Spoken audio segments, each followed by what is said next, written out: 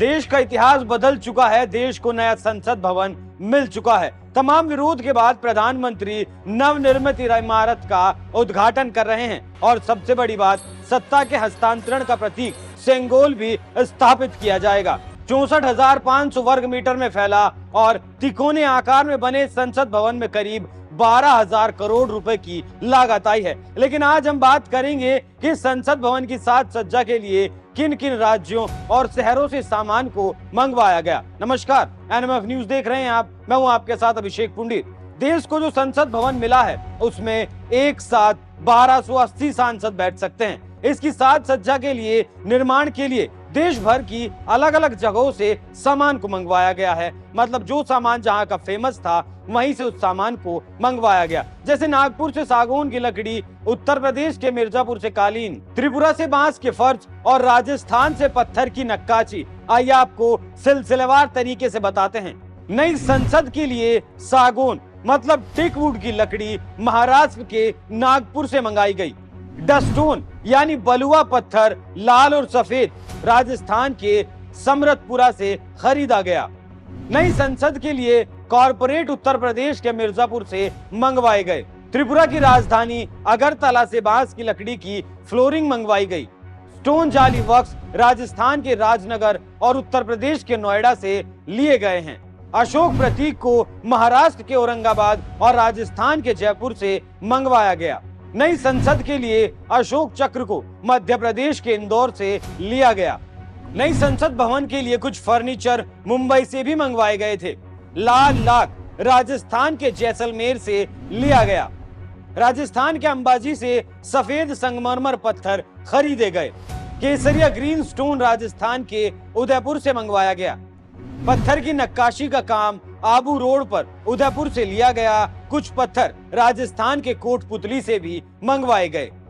एमसेंट को हरियाणा के चरखी दादरी से, फ्लाईओवर एस ब्रिक्स को एनसीआर हरियाणा और उत्तर प्रदेश से खरीदा गया। ब्रास वर्क और प्री कास्ट स्ट्रेच गुजरात के अहमदाबाद से लिए गए।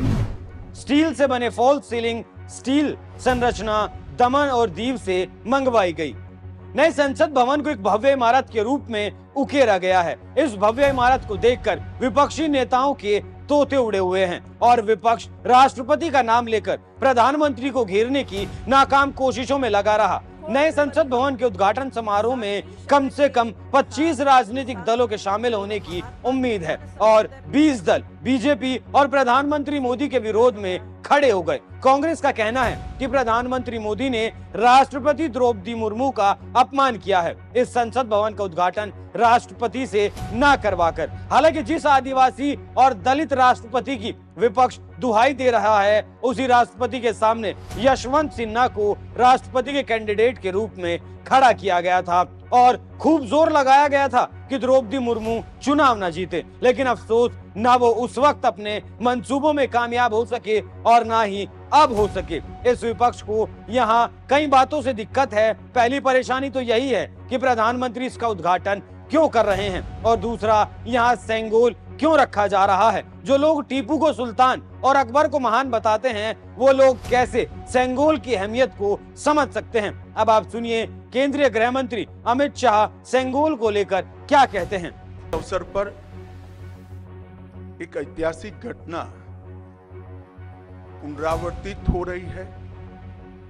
एक ऐतिहासिक परंपरा पुनर्जीवित भी हो रही है।